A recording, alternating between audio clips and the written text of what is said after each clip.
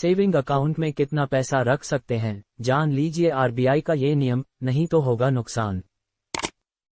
Saving account आजकल digital banking का चलन बढ़ गया है। एक रिपोर्ट के मुताबिक देश भर में लगभग 80% लोग बैंकिंग सिस्टम से जुड़े हुए हैं। आज के डिजिटल युग में अब हर कोई बैंक में पैसे रखने लगा है, क्योंकि उन बैंकों पर लोगों का भरोसा होता है।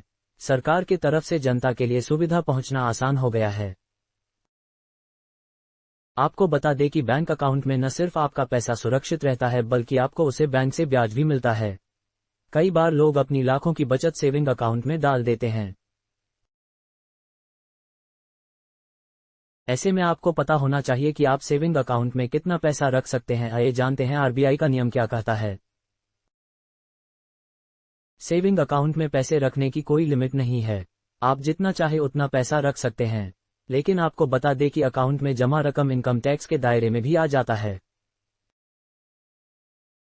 तो आपको इसकी आधिकारिक जानकारी इनकम टैक्स डिपार्टमेंट को देना होगा।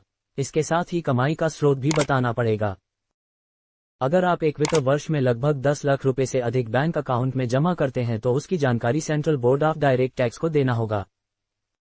इसके साथ ही ये लिमिट एफडी में cash deposit, mutual fund, bond और शेयर में निवेश पर भी लागू होती है। अगर अपने खाते में 10 लाख रुपए से अधिक जमा किए हुए हैं तो इनकम टैक्स डिपार्टमेंट उसका पूरा रिपोर्ट आपसे पूछेगा।